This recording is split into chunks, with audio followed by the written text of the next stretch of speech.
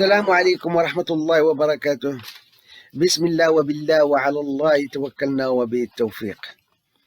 موضوع اليوم غادي يكون رد على واحد الريلز شفت مؤخرا، تلاح مؤخرا. هذا الشيء قديم كاين، كان دار شحال من مرة، ولكن مؤخرا عاوتاني شي واحد لاح هذا الريلز وهو كيصور فيه الجمهور ديال إحدى الفرق البيضاوية ملعب أدرار، وهو كيسب الجمهور ديال أكادير وكيقول ليه وريح وريح وداك الشليح.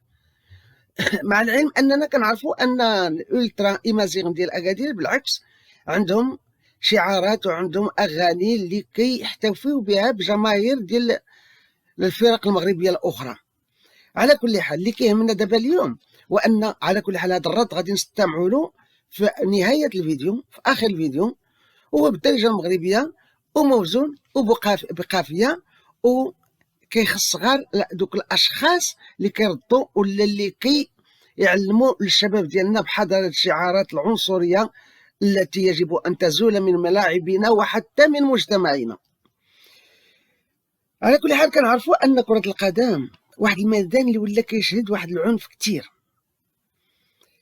ميدان كرة القدم ولا فيه العنف بقوة وتصرفات ذميمة وزرع الفتنة ونفت الأحقاد والكراهية. كرة القدم اللي يحصرها كانوا الناس اعتقدوا في البدايات أنها هي اللي غادي تكون داك الاسبيرانتوس، يعني ديك اللغة اللي كتوحد جميع شعوب العالم واللي كيفهمها جميع الشعوب كتفهمها، لكن كتحول إلى فتيل قد يشتعل في أي لحظة وفي أي ميدان وفي أي دولة. كنا كنعرفوا أنها كانت سبب مباشر مثلا لحروب بين دول، سبب مباشر كموقع مثلا ما بين الهندوراس والسلفادور. كنذكروا كذلك موقع ما بين الجزائر والمصريين في أم درمان في إقصائيات كأس العالم 2014.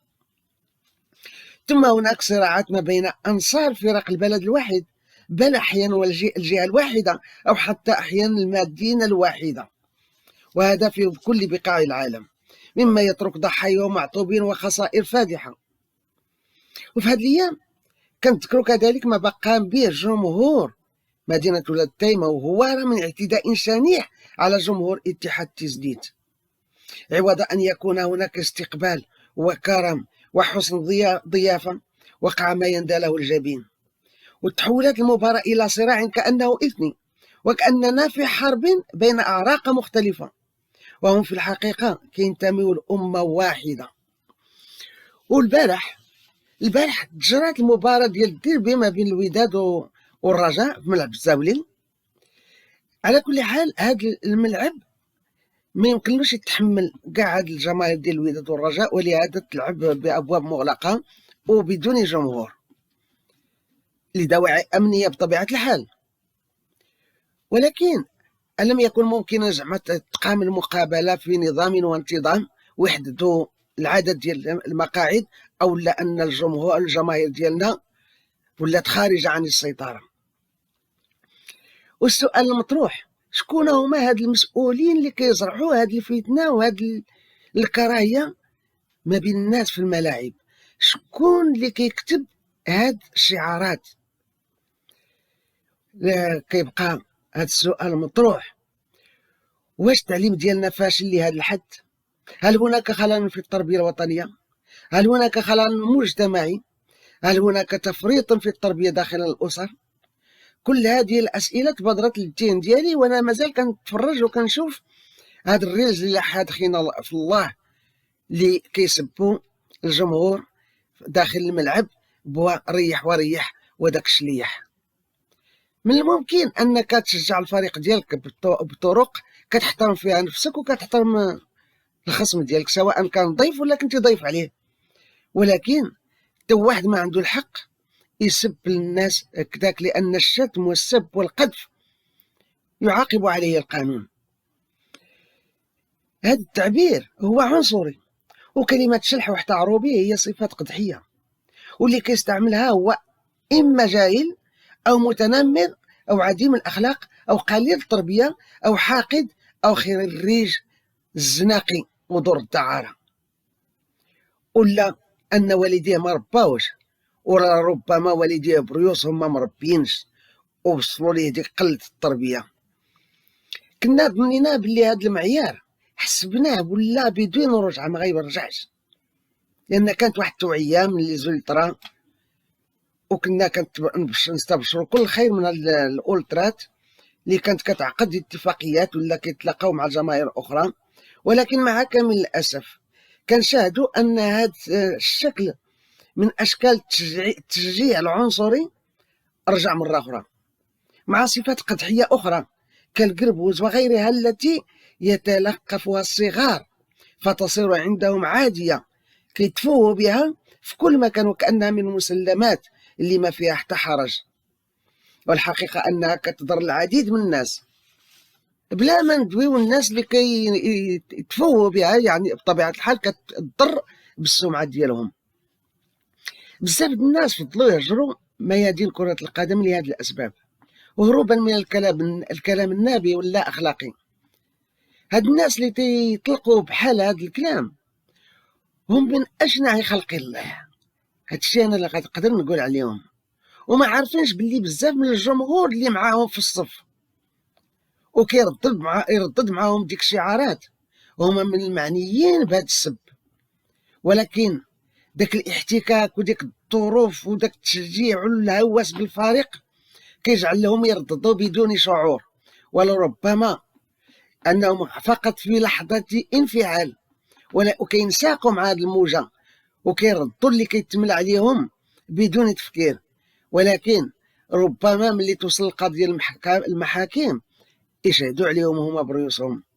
هاد الناس ما عارفينش باللي مدينتهم مختلطه كجمهورهم وحتى الفرق ديالهم، فربما داك اللاعب اللي سجل الفريق ديالو هو من المعنيين بداك السبان، ربما الاعضاء ديال المكتب المسير ديال الفريق ديالو، ربما المدرب ديالو، ربما لان المدن فيها واحد الاختلاط من خصوصا المدن الكبرى راه كنلقاو فيها ناس من جميع بقاع المغرب.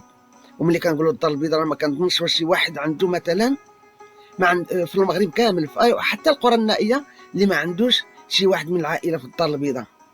اذا هاد الناس جاهلين بزاف اللي كيطلقوا بزاف هاد النوع ديال الشعارات. وإلا غادي ندويو على الدار البيضاء راه كنعرفوا الدار البيضاء ان الاسم الحقيقي ديالها هو أنفا، قبل ما تبومبارديها البرتقيز في القرن 15 وتستعمرها في القرن 16 وتسميها كازابلانكا، ومن بعد في القرن 18 ومن بعد الزلزال ديال لشبونه الدار البيضاء سبليون ملي كان عندهم واحد التجاره مع الدار البيضاء كانوا يسميوها كاسابلانكا، يعني نفس الاسم الاسباني البرتغالي ولكن بالاسبانيه كاسابلانكا. وفي هذه الحمايه الفرنسيه تحتفظ باسم نفس الاسم بالاسبانيه ولكن بنطق فرنسي كازابلانكا. وفي الترجمه العربيه احدى اللغات الرسميه للبلاد ولات الدار البيضاء، اما الاسم ديالها حقيقي فهو أنفا وهي كلمه امازيغيه. اذا نكونوا غير عارفين اش كنكونوا ونعرفوا التاريخ ديالنا ونتفاهموا ونتصالحوا مع الذوات ديالنا ونبعدوا على هاد انواع ديال الشعارات اللي ما غادي تخلق غير الفتن والاحقاد.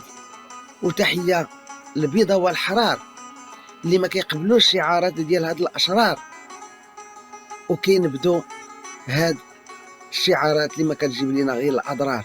والسلام عليكم ورحمه الله وبركاته. عيرتوه بالشلح وهو بصلو يفتخر، والحرام وحده اللي سب الجدود ويتكبر.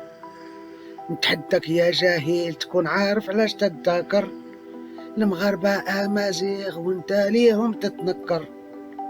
يا حكارة يا ترابيض الحريمية، جدودكم حرار وانتوما هماجية.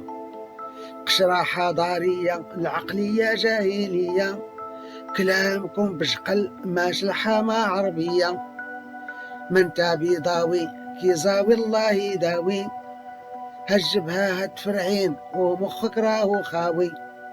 الدري والدرية تمعنوا فيهم بشوية، مغربين في لباسهم ما بالجيمة رومية، اخواتهم في السبعين وشعورات غير مدلية، ما تقدر تفرق ما بين سمير وهنية.